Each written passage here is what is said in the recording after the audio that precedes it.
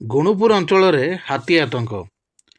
ରାୟଗଡ଼ା ଜିଲ୍ଲା ଗୁଣୁପୁର ବ୍ଲକ ଅନ୍ତର୍ଗତ ଖଇରା ଗ୍ରାମ ପଞ୍ଚାୟତ ମେରିଙ୍ଗ ନିକଟରେ ଜଙ୍ଗଲରେ ଗୋଟିଏ ଜଙ୍ଗଲୀ ହାତୀର ଉପଦ୍ରବ ଦେଖିବାକୁ ମିଳିଛି।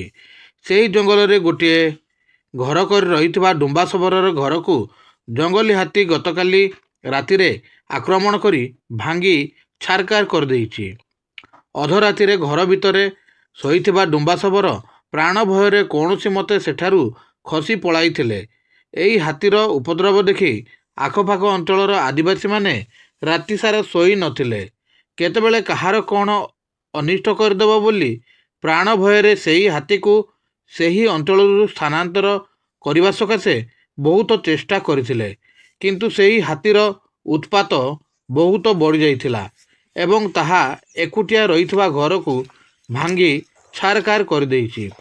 ସେହି ଘରେ ରଖିଥିବା ଚାଉଳ, ମାଣ୍ଡିଆ ଓ ଅନେକ ପ୍ରକାରର ଆସବାବପତ୍ର ବା ଜିନିଷ ଗୁଡ଼ିକୁ ନଷ୍ଟ କରିଦେଇଛି। ଏହି ଜଙ୍ଗଲୀ ହାତୀର ଆତଙ୍କ ସେହି ଅଞ୍ଚଳର ଲୋକମାନଙ୍କୁ ଭୟଭୀତ କରି ରଖିଛି। ପ୍ରଶାସନ ବା ବନ ବିଭାଗ ପକ୍ଷରୁ ଏହି ହାତୀର ଆତଙ୍କକୁ ନିୟନ୍ତ୍ରଣ କରୁନାହାନ୍ତି। ଏହି ଘଟଣା ବିଷୟରେ ବନ ବିଭାଗ ଚୁପଚାପ ହୋଇ ରହିଛି। ଏହି ହାତୀ ସେହି ଅଞ୍ଚଳରେ ରହୁଥିବା ଆଦିବାସୀମାନଙ୍କ ଫସଲ ଗୁଡ଼ିକୁ ମଧ୍ୟ ନଷ୍ଟଭ୍ରଷ୍ଟ କରିଦେଉଛି, କିନ୍ତୁ ବନ ବିଭାଗ ତରଫରୁ କୌଣସି ପ୍ରକାର କାର୍ଯ୍ୟାନୁଷ୍ଠାନ ଗ୍ରହଣ କରୁନାହାନ୍ତି ବୋଲି ସ୍ଥାନୀୟ ଲୋକଙ୍କ ପାଖରୁ ଶୁଣିବାକୁ ମିଳୁଛି। ସରକାର ଏଥିପ୍ରତି ଧ୍ୟାନ ନ ଦେବାରୁ କାରଣ କ'ଣ ବୋଲି ସେହି ଅଞ୍ଚଳର ଆଦିବାସୀମାନଙ୍କ ନିକଟରେ ଏହା ଏକ ପ୍ରଶ୍ନବାଚୀ ସୃଷ୍ଟି ହୋଇଛି। ଗୁଣୁପୁରରୁ କେ ଆତିଫ କୁମାରଙ୍କ ରିପୋର୍ଟ, ଖବର ତରଙ୍ଗ। ମୁଁ ମଜେଶ ସବର, ମୋ ଗାଁ ହେଉଛି ସାମ୍ପିନି, ମୋ ପଞ୍ଚାୟତ ହେଉଛି ଗନାନ୍ତ୍ରୀ, ମୋର ବ୍ଲକ ହେଉଛି ଗୁଣୁପୁର, ମୋର ଥାନା ହେଉଛି ଗୁଣୁପୁର, ମୋର ଡିଷ୍ଟ୍ରିକ୍ଟ ରାୟଗଡ଼ା। ମୁଁ ନ୍ୟୁଜ୍ରେ କହିବା କାରଣ କ'ଣ ବୋଇଲେ, ଏବେ ଆମ ଗାଁରେ ଆସିକିରି ହାତୀ ଘର ଭାଙ୍ଗି ଦେଉଛି। ରାତି 12ଟା, 1ଟା, 2ଟା ଏମିତି ଶୋଇଲା ଟାଇମ୍ରେ ଆସୁଛି। ଫରେଷ୍ଟ ଏବେ ପର୍ଯ୍ୟନ୍ତ ସେ ଦାୟିତ୍ୱରେ ରହୁନି। ହାତୀ କେଉଁଠି ଯାଉଛି ରାସ୍ତାରୁ ସେ ଦେଖିକିରି ଖାଲି ଆମ୍ବୁଲାନ୍ସରେ ଆସୁଛି, ଦେଖିକିରି ସେମାନେ ଯାଉଛନ୍ତି କ୍ୟାମେରା କରିକିରି। ଏତିକି ବାଦେ ଆଉ ଲୋକର ଅସୁବିଧା, ଘର ଦ୍ୱାର ସେ ଭିତରେ ଚାଉଳ ଧାନ ଯାହା କିଛି ଖାଇକିରି ସେମାନେ ନଷ୍ଟ କ୍ଷତି କରିକିରି ତାକୁ ଯାଉଛି। ଏମିତି ଆଗରୁ କେତେଥର ହେଇଛି ନା? ହଁ ସାର୍, ଏବେ ତ ପ୍ରାୟ 5 ବର୍ଷ ପର୍ଯ୍ୟନ୍ତ ଏମିତି ହେଇଛି।